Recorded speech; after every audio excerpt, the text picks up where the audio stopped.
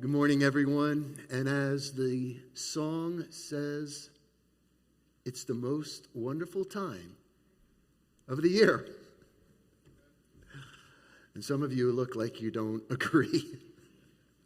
Well, we are in between sermon series. We just finished up the 3 Thieves of Thanksgiving, and next week we start a Christmas series entitled, Who Needs Christmas? So this is like a gap week, a week where I was just before the Lord praying, and in October I had finished up the reading of the book of Luke in preparation for Christmas. And in November, I went back to my favorite book of the New Testament, the book of Philippians. And I was reading through Philippians, and I just want to share with you I don't do a devotion, a journal every day, but there are some times during my devotions where, I'll get these thoughts, and I just think to myself, I got to write them down. So I want to share with you from the book of Philippians my lifelong pursuit. And in my lifelong pursuit is to just know him. And as I was going through the 3rd chapter of the book of Philippians, I found myself reading and asking myself some questions. And I want to share with you those 5 questions. So it's a 5-point sermon, so we got to get moving. But I like to read the Bible in different translations, and one of my favorites is the New Testament in Modern English. It's by J.B. Phillips. But listen to what he says, how he translates the words of Jesus in Mark 8:34. If anyone wants to follow in my footsteps, he must give up all rights to himself. Take up his cross and follow me. He must give up all rights. Now, how many know that just doesn't happen overnight? I wish it could just boom, but that's a process. And in my journey, in this process, in this lifelong pursuit to know him more, from time to time you have to take stock, you have to evaluate.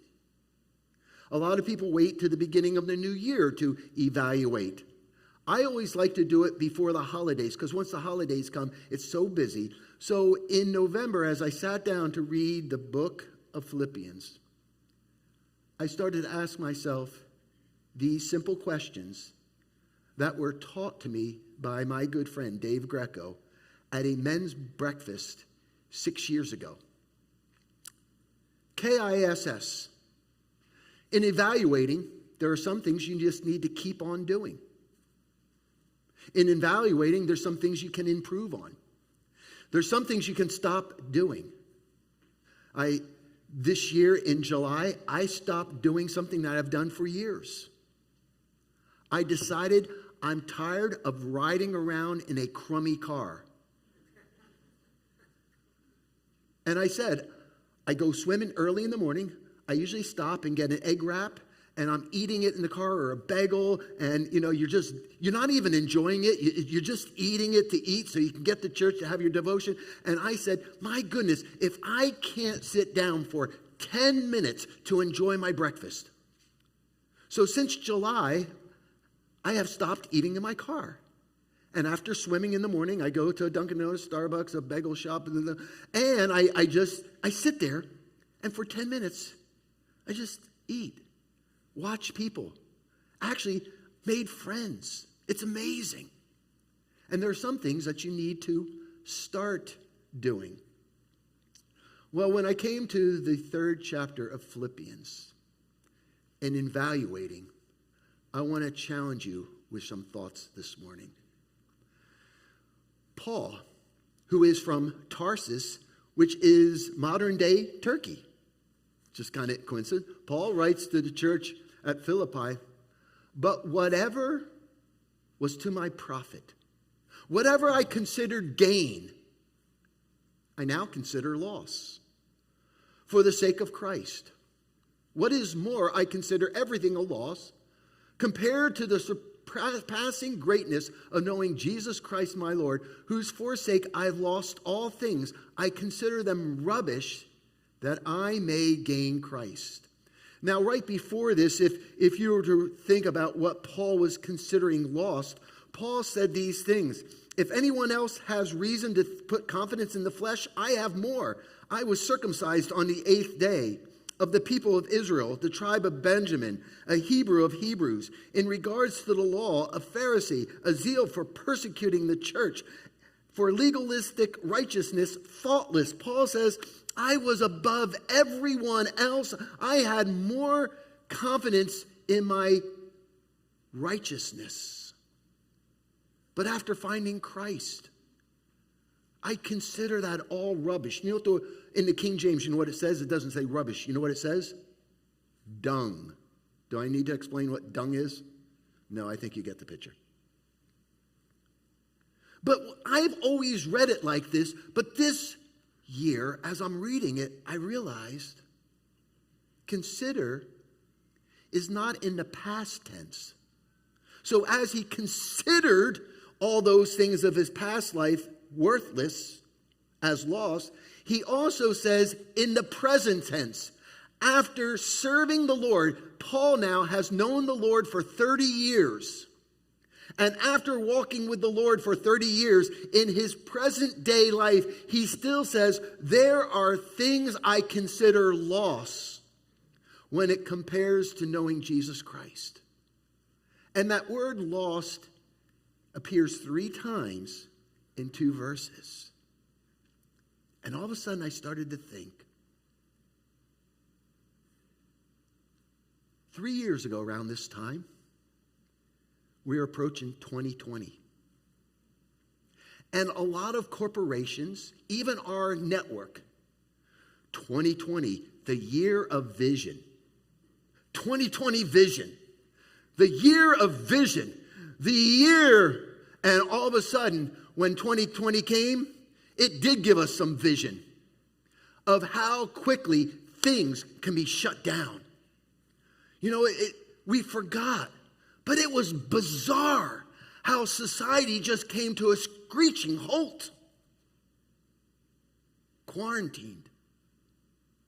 Only essential businesses. And I always remember how we couldn't even gather inside for an Easter service. How quickly things we take for granted are lost. And I thought to myself, and I wrote, where is my security? Is my security in my 401k? Because all of a sudden, how many know that can be lost? Is my security in my family? How many know that can be taken away quickly? Is your security in your spouse? How many know that your spouse can be taken away quickly? Is your security in your job, in your position? How many know that tomorrow you could go and that job could not even exist? Where is your security? And I'm sitting there and I realize there is only one thing that cannot be taken away from me. And that's my relationship with Jesus Christ. Therefore, I have to look at everything else as lost. There's only one thing, and that's what Paul is realizing. There's only one thing that is top on my priority list, and I consider everything else as lost because it can all be taken away. The word lost in the Greek is zemeia, and it's found in Acts 27 when Paul was in a ship in the midst of a nor'easter for 14 days. And remember, they were afraid, just like Jonah. They were afraid the ship was going down. So what did they do? It was necessary that they throw things overboard so that the ship could stay afloat. That word lost means lost at sea. And I'm wondering here this morning, as I ask myself this question, am I willing to count all things lost? What is there in my life that's kind of like sinking me in my relationship with Jesus Christ? What is there in my life that's not keeping me afloat with where I need to be in Christ? What things in my life do I need to throw overboard so that I can survive the storms of life and stay afloat with my relationship with Jesus Christ? There's some things in our life, folks, we just need to count as lost and dump overboard.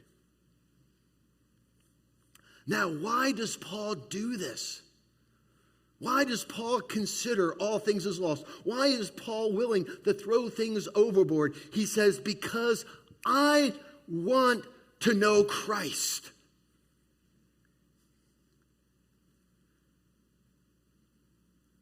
And I ask myself this question: am I passionate to know Christ? Do I have a passion to be willing to count all things as lost just to know Christ? Every once in a while, I get to talk to young couples who are preparing for marriage.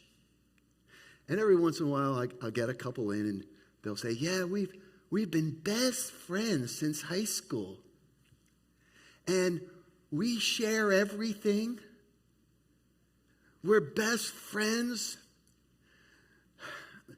We just know everything about each other. And I sit there smiling, but I feel like saying, oh, honey, if you only knew.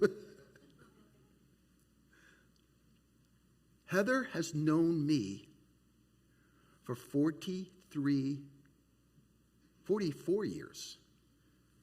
We've been married for 41 years. And she just found out something about me just a couple nights ago. It scared me. Friday nights after we have dinner, we'd like to go to Starbucks. And she sits in the car and I go in and get her hot chocolate and I get my vanilla latte. And I order and I get it. Now, you got to pray for me as I get older. Because when you paid $2.50 for it, they used to stir it up. Now I watch them. I'm paying $4 for them. And they'll just make it. They're in such a rush. They just put it on a cap. And they'll hand it to me. And I'll say, can I have a straw? You used to be able to just pick up straws. Now you got to ask for straws and hope that they're plastic. Can I have a straw? And they look at me like I'm crazy because it's a hot drink. Yeah. And in front of them, I'll open the lid, take the straw, and stir it in front of them. It's kind of like being passive-aggressive. Put it on. So the other night we were there, and I ordered the same, and they go, here's your latte. So I take a sip, and it's hot chocolate. And I'm thinking everybody can make a mistake. So then the girl comes and says, here's your hot chocolate. And I'm thinking, okay, it must be my latte. I drink it, and it's hot chocolate. Notice. I'm sitting there, I'm going, I ordered a latte, vanilla latte, and a hot chocolate, but I got 2 hot chocolates. And the girl comes around and goes, oh, here's your latte. And I said, oh, I'm sorry, but I drank from both of these hot chocolates. I must have drank some from somebody else, and you better take it back. And they're looking at me like, and I'm just like this. I walk out, I go to the car, I sit down, and Heather goes, what were you frustrated about?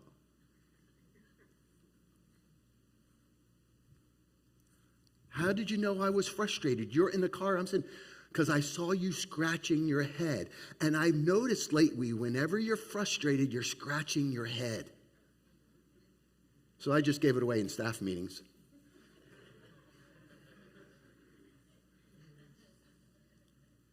And I kind of like jokingly said, after 44 years, you're just knowing that about me now. But if it took 44 years just to find that out about a simple human being? How much more longer does it take to know a finite God? I want to know him. Paul says, Moses says, just show me your glory. Show me your whole being. Show me your whole character. Show me your presence. The psalmist says, as the deer pants for streams of water, so my soul pants, so my soul desires, so my soul just longs for you, O God. Paul, after serving him for 30 years, after spending 10 years on 3 different missions trips, after planning all these churches, you think Paul would know all there was about God. And he says, I just want to know him. You know what I think is interesting? Is Paul knew him on an intellectual level. But what was Paul doing? Persecuting the church. Persecuting the very one whom he said he knew. And it's only after coming to Christ did he realize, and he experienced Christ, did he realize, oh my goodness, God and Jesus are one of the same. And I said I knew God, and here I am persecuting him. How many know that you can be a Christian and not know him? Philip said this. Philip said, Lord, show us the Father. That will be enough for us. And Jesus says, don't you know me, Philip? Even after I've been among you for such a long time, don't you know me? Because he who has seen me has seen the Father. Not everyone who says, Lord, Lord, will enter the kingdom of heaven. And the whole problem is that word know. We know about God. We can quote facts about God. We know stories about God. But do we have a personal encounter of experience with God where it's through that experience you know him because he has shown you who he is? And I thought, if it takes Heather, after 44 years, just to realize I'm frustrated when I'm scratching my head, how much more is there to know about a finite God? And do I have a passion to know him? I want to know Christ and the power of his resurrection. Now, for years I have always read this, that Paul's just basically saying, when I die, I want to know of the power of the resurrection, that I'll be raised. But it's more than that.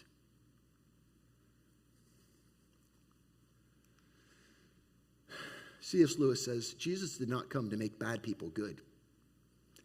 He came to make dead people live.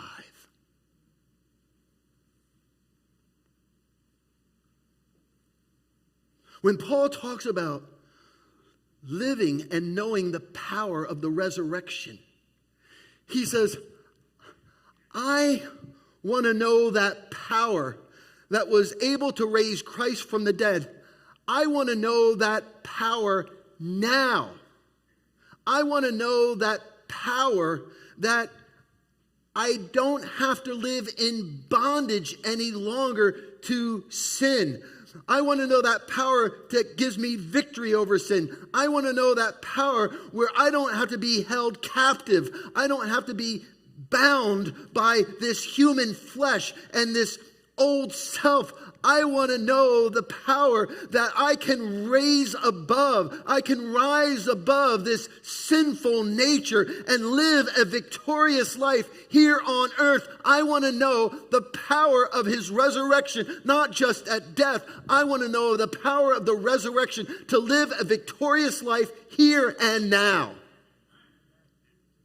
And I said, am I fully devoted to live that new life? Because some of us just like swallowing in the mud still.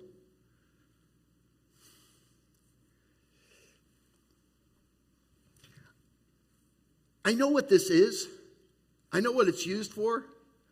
But we just call it the fireplace poker. Is there any other, anybody else know anything what the proper name is this? I just call it a fireplace poker. We poke the logs and this is what I was thinking. You poke the logs and you take it out. But if you kept this in a hot fire for a while, what happens? It becomes hot. I don't know if it will glow, but I'm hoping that it will glow. Get that nice orangey glow to it.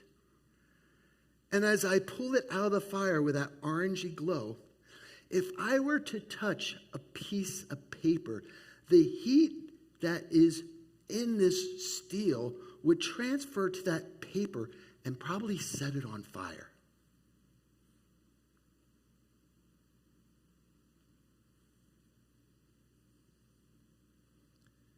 I was thinking, I think that's what Paul was saying. I want to know the intensity. I want to know the heat. I want to know the power of the resurrection. That it's flowing from me and that whatever I touch, it will transfer and set it ablaze. And set it on fire. Am I fully devoted to live that new Christian life? To know the power of his resurrection. To be victorious over sin. And then he says, oops, let me go back here.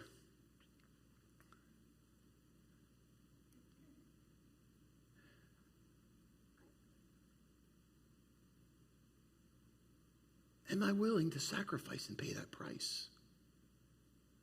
We all want to know about the power. We all want to know about the fire. But come on, be honest. Who here wants to know about the fellowship and sharing of suffering and death?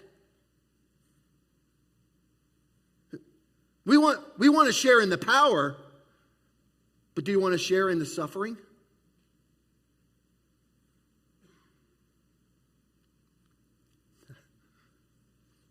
I was just thinking about this last part of verse 10. And I was taken back to my college days.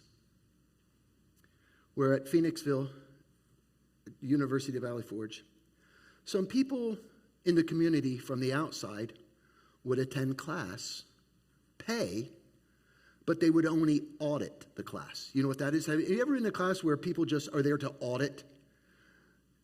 They're not there for a grade. They're not there. They're exempt from all the papers and all the tests. They don't get credit hours, but they pay just to come to class to listen to the lectures. And I'm thinking, as a 19, 20-year-old kid, who in the world would want to do that? Just pay to listen to lectures when you're not getting any credit hours for it. But people did that. They would come to listen, but they didn't have to participate. Come on. We'll come and listen. We'll read about the fellowship of suffering, but who really wants to participate? We'll pay, but we don't want to participate.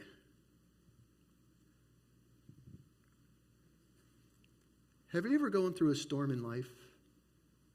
A hardship, a trial? And I'm sure there's always been a time in your life where you asked this question. Why is this happening to me? Come on. I'm sure there's not one who can't say there's been a time in your life where you did not question, why is this happening to me? And you usually find out the answer months or years later. When you realized that through that hardship, through that suffering, God advanced you to another level of intimacy with him, of knowing him, where you had to trust him, where you had to depend on him. Because I've realized it's through the trials in life where the Lord will get you to the point where you cannot rely on yourself, your knowledge, your ability, but God will get you to the end of your rope, that the only thing you can depend and trust on is in God. And when God gets you to that point, he brings you to a new level of intimacy. Am I prepared to pay that price? And then he goes on to say, and somehow to obtain the resurrection from the dead. Now, I thought about this and thought about this and thought about this. Paul says, I want to know the power here and now. I want to join in the fellowship of suffering. But I also want to attain resurrection from the dead, that in my death, I want to receive that power that glorifies God. And all of a sudden, it dawned on me what I believe he's referring to. Remember when the early church stoned Stephen? Do you know who they had to ask permission of first? Saul. Paul. And I believe that as Paul gave permission for the stoning of Stephen, and Paul saw this power, this attitude, that as this man is being stoned, he said, Father, forgive them. I believe that was forever etched in the mind and in the heart of Saul.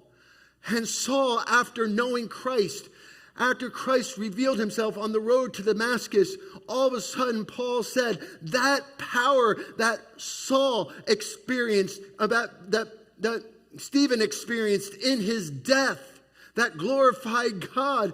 I want to know that same power, that when it comes time for me to leave this earth, I want that same power that no matter how I may die, I'll be glorifying God with my life.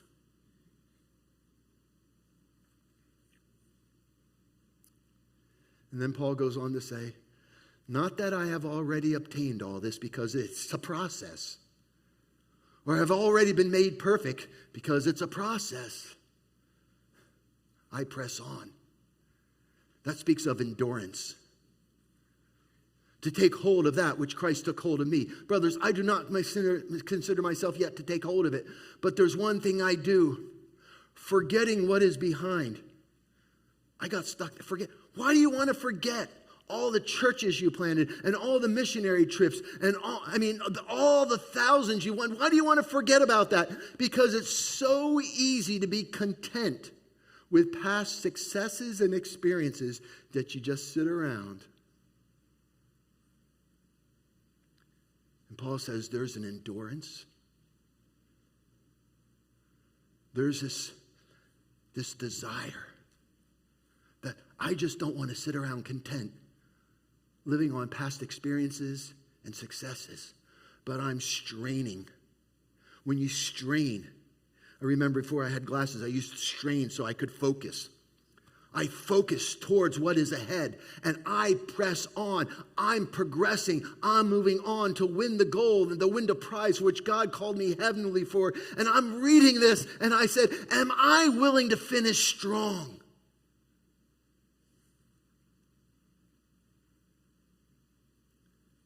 Am I going to run to the finish?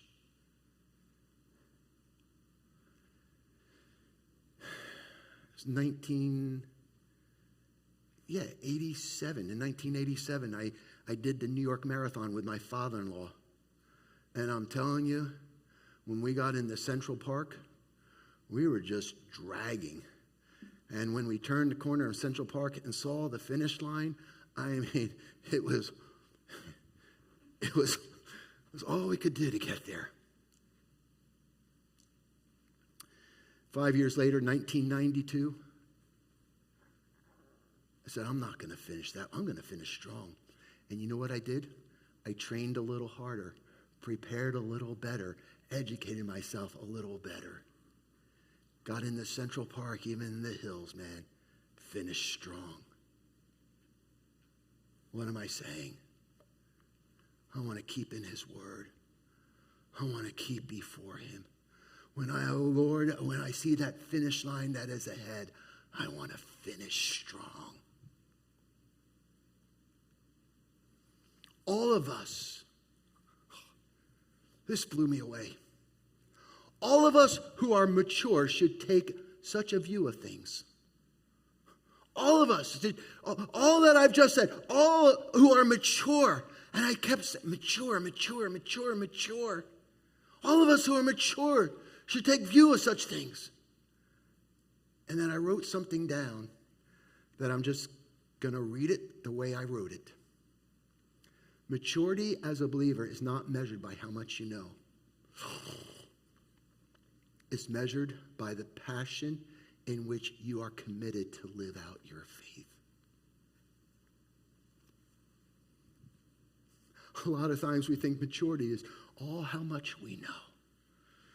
But it's a matter of a passion in which you are committed to live out your faith, to not neglect the assembling of yourselves, or some are in the habit of doing, but Sunday, the Sabbath, a day dedicated to the Lord. Come on. I used to hear it. Oh man, now I can preach.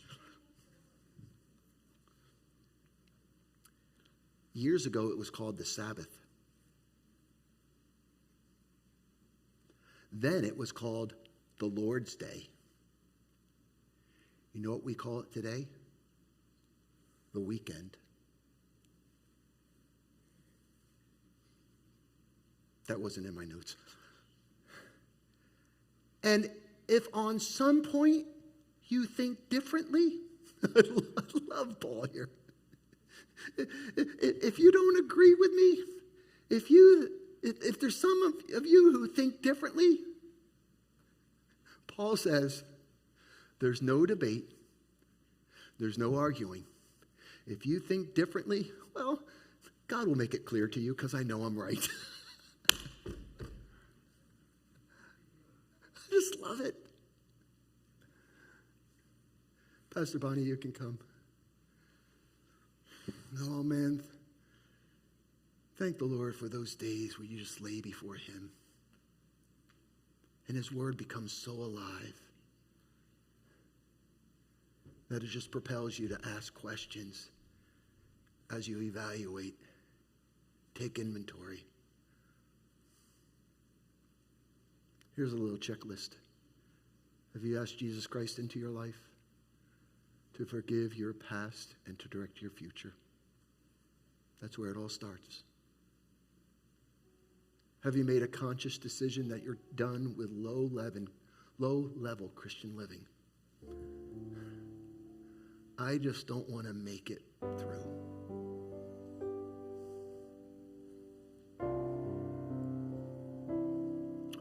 Are you spending time every day reading the Bible and praying? They get harder as they go. Are you part of an accountability group? Are you a part of a small group of Christians that meet regularly to help you? Man, we need one another to encourage, to spur on.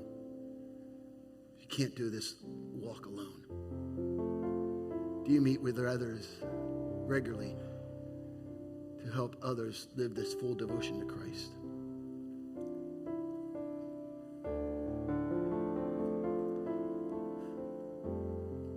When I think about the song we were singing, all of life comes down to just one thing.